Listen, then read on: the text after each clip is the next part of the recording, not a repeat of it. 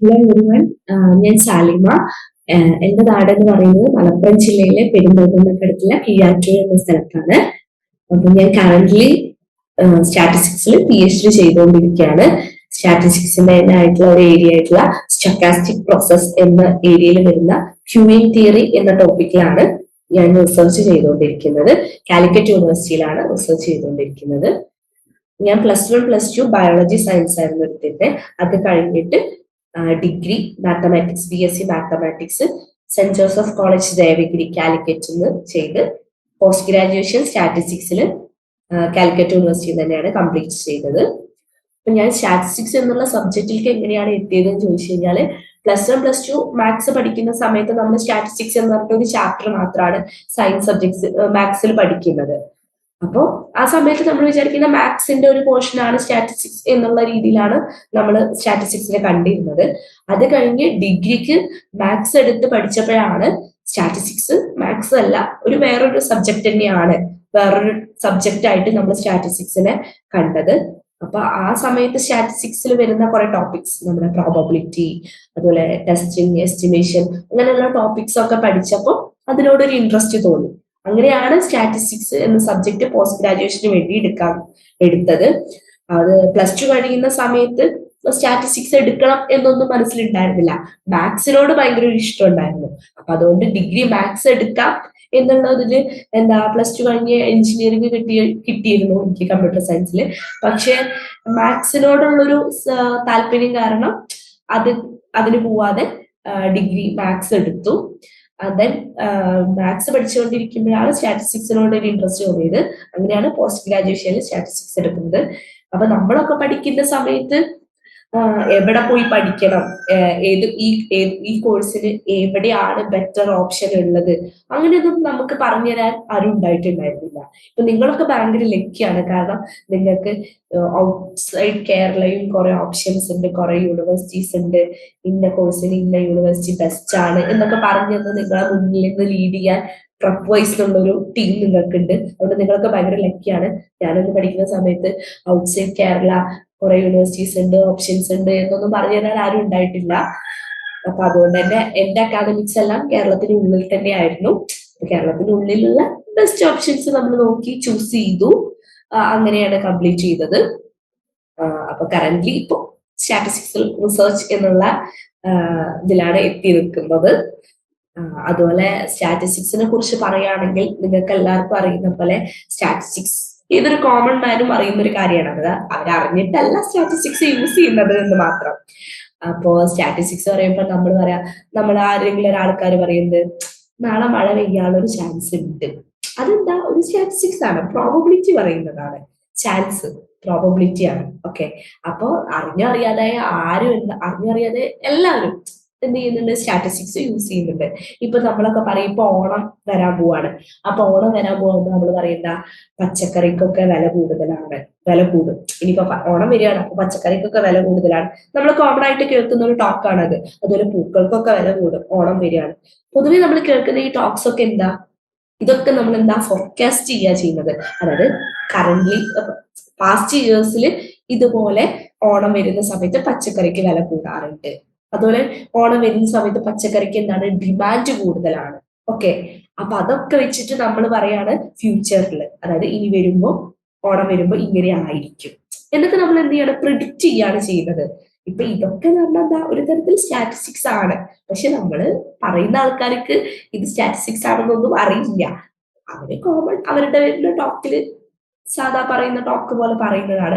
പക്ഷെ നമ്മൾ സ്റ്റാറ്റിസ്റ്റിക്സ് പഠിച്ചതുകൊണ്ട് നമുക്കറിയാം ഇതൊക്കെ സ്റ്റാറ്റിസ്റ്റിക്സ് വെച്ചാണ് ഫ്യൂച്ചർ ഫോർകാസ്റ്റ് ചെയ്യുന്നത് എന്നൊക്കെ നമുക്ക് പറയാൻ പറ്റും. ഈ ക്ലൈമറ്റ് ഒക്കെ ഇപ്പൊ നമുക്കറിയാം, കാലാവസ്ഥ ഒക്കെ പറയുമ്പോൾ ക്ലൈമറ്റ് പ്രെഡിക്റ്റ് ചെയ്യുന്നതൊക്കെ, ഫ്യൂച്ചർ പ്രെഡിക്റ്റ് ചെയ്യുന്നതൊക്കെ ഫോർകാസ്റ്റ് ചെയ്യുന്നതൊക്കെ സ്റ്റാറ്റിസ്റ്റിക്സിന്റെ യൂസോട് കൂടിയാണ്. ഓക്കെ, അതുപോലെ സ്റ്റാറ്റിസ്റ്റിക്സ് എന്നുള്ള സബ്ജക്ട് എടുത്തു കഴിഞ്ഞാൽ നമുക്ക് കുറെ സ്കോപ്പുകൾ ഉണ്ട്. മെയിൻ ആയിട്ട് വരുന്നതാണ് നമുക്ക് എല്ലാവരുടെയും ചില സ്വപ്നങ്ങളായിട്ട് സിവിൽ സർവീസ് എന്ന് പറയുന്നത്, അല്ലെ? അപ്പോ സ്റ്റാറ്റിസ്റ്റിക്സിൽ PG കഴിഞ്ഞ് കഴിഞ്ഞാൽ നമുക്ക് എഴുതാൻ പറ്റുന്ന ഒരു സിവിൽ സർവീസ് എക്സാം ആണ് ISS എന്ന് പറയുന്നത്, ഇന്ത്യൻ സ്റ്റാറ്റിസ്റ്റിക്കൽ സർവീസ് എന്ന് പറയുന്ന എക്സാം. അതുപോലെ ഇന്ത്യൻ എക്കണോമിക്കൽ സർവീസ് എന്ന് പറയുന്ന എക്സാം ഉണ്ട്. അത് സിവിൽ സർവീസിൽ വരുന്ന ഒരു ഓപ്ഷനാണ് സ്റ്റാറ്റിസ്റ്റിക്സ് പഠിച്ചു കഴിഞ്ഞാൽ. അതുപോലെ നമ്മൾ പറയുന്ന OR ഓപ്പറേഷൻ റിസർച്ച്, അതുപോലെ അഗ്രികൾച്ചറൽ ഫീൽഡിൽ അഗ്രികൾച്ചറൽ സ്റ്റാറ്റിസ്റ്റിക്സ് എന്ന് പറയുന്നത്, ബയോ സ്റ്റാറ്റിസ്റ്റിക്സ് വരുന്നുണ്ട്, financial statistics, industrial statistics, actuarial statistics. അങ്ങനെ സ്റ്റാറ്റിസ്റ്റിക്സിൽ ഒരുപാട് ബ്രാഞ്ചസ് ഉണ്ട്. ആ ബ്രാഞ്ചസിലൊക്കെ നമുക്ക് ആ സ്റ്റാറ്റിസ്റ്റിക്സ് റിലേറ്റഡ് വരുന്ന ടോപ്പിക്സിൽ വരുന്ന ആ സിറ്റുവേഷനിൽ വരുന്ന ആ ടോപ്പിക്കുമായിട്ട് വരുന്ന സ്റ്റാറ്റിസ്റ്റിക്സ് ആണ് നമ്മൾ അവിടെ പഠിക്കുന്നത്. ഓക്കെ, അതുപോലെ നമ്മൾ സ്റ്റാറ്റിസ്റ്റിക്സിൽ വരുന്ന മെയിൻ ഒരു കാര്യമാണ് പറയുന്നത് ഡാറ്റ അനാലിസിസ് എന്ന് പറയുന്നത്. ഹാർവാർഡ് പറഞ്ഞിട്ടുണ്ട് എന്ത്, data scientist is the sexiest job of the 21st century. അതായത് 21st സെഞ്ചുറിയിലെ ഏറ്റവും മികച്ച ഒരു ഓപ്ഷൻ ആണ് എന്ത്, ഡാറ്റ സയന്റിസ്റ്റ് അല്ലെങ്കിൽ ഡാറ്റ അനലിസ്റ്റ് എന്ന് പറയുന്നത്. ഓക്കെ, നമ്മളിപ്പോ ഏതൊരു ഫീൽഡ് എടുത്തു കഴിഞ്ഞാലും അവിടെ എല്ലാം ഡാറ്റ ഉണ്ടാവും. ഡാറ്റയാണ് എല്ലായിടത്തും വരുന്നത്. നമ്മൾ പിന്നെ എന്താ ചെയ്യുന്നത്, ഈ ഡാറ്റയെ അനലൈസ് ചെയ്തിട്ട് ഡിസിഷൻസ് ആക്കുകയാണ് ചെയ്യുന്നത്. അതന്നെയാണ് സ്റ്റാറ്റിസ്റ്റിക്സും ചെയ്യുന്നത്. സ്റ്റാറ്റിസ്റ്റിക്സ് എന്ന് പറയുന്നത് എന്താ, collecting, organising, collecting the data into decisions. ഡാറ്റയെ ഡിസിഷൻസ് ആക്കി മാറ്റുന്നത് തന്നെയാണ് നമ്മൾ സ്റ്റാറ്റിസ്റ്റിക്സിലും ചെയ്യുന്നത്. ഓക്കെ, അപ്പൊ ഡാറ്റ അനാലിസിസ് എന്ന് പറയുന്നത് ഇന്നത്തെ മോഡേൺ ലൈഫിൽ ഒരു ബെസ്റ്റ് കരിയർ ഓപ്പർച്യൂണിറ്റി ആണ് പറയുന്നത്. അതുപോലെ നമ്മൾ പറയുന്ന പ്ലാനിങ്, നമുക്ക് സ്റ്റാറ്റിസ്റ്റിക്സിന്റെ യൂസോടുകൂടി നമുക്ക് കമ്പാരിസൺസ് നടത്താം, അതുപോലെ കൺട്രോൾ ചെയ്യാം, വേരിയബിൾസ് കൺട്രോൾ ചെയ്യാം, പ്ലാനിങ് ഒക്കെ ഉണ്ട്.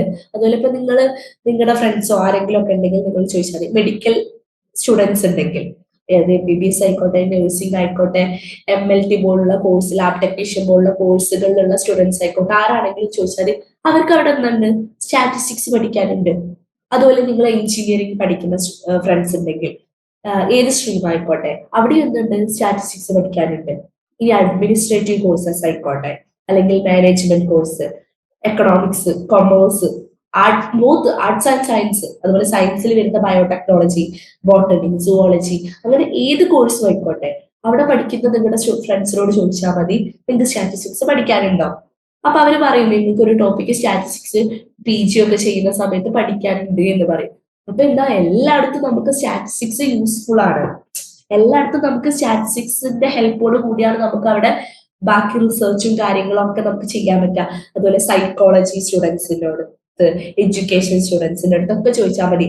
അവരൊക്കെ അവരുടെ റിസർച്ച് ചെയ്യുന്ന സമയത്ത് കംപ്ലീറ്റ് ചെയ്യാൻ അവർ ഉപയോഗിച്ചിട്ടുള്ള ഡാറ്റ അനലൈസ് ചെയ്യണം.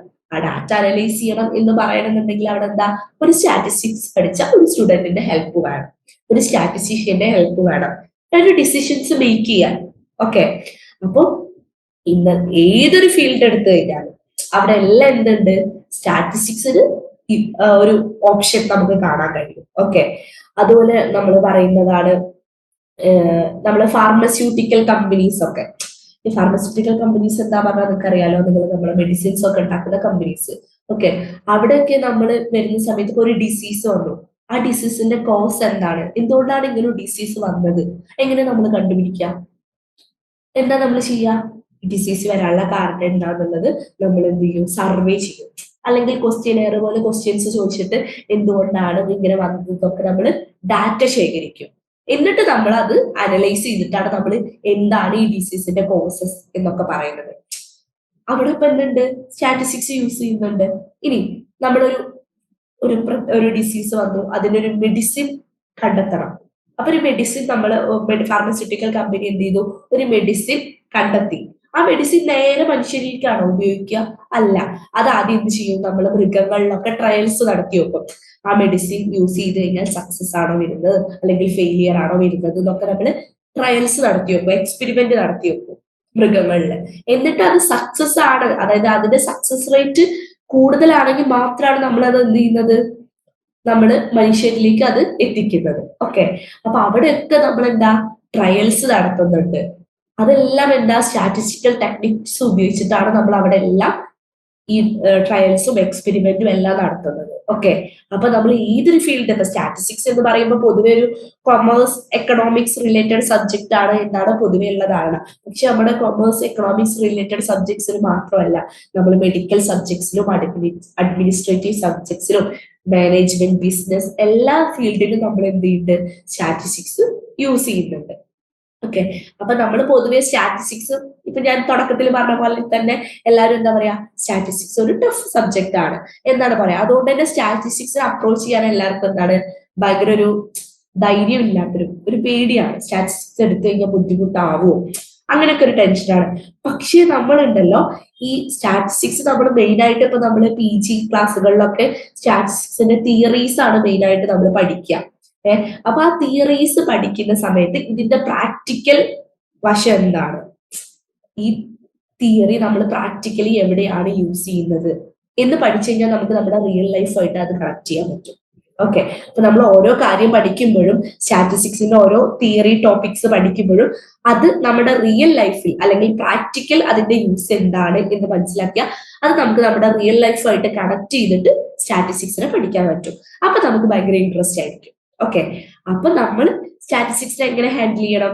നമ്മൾ തിയറി പഠിക്കുന്നതിന്റെ കൂടെ തന്നെ നമ്മൾ അതിന്റെ പ്രാക്ടിക്കൽ സിറ്റുവേഷൻസും കൂടെ പഠിച്ച് നമ്മുടെ റിയൽ ലൈഫായിട്ട് കണക്ട് ചെയ്താൽ നമുക്ക് നല്ല ഇൻട്രസ്റ്റോട് കൂടി സ്റ്റാറ്റിസ്റ്റിക്സ് പഠിക്കാൻ കഴിയും.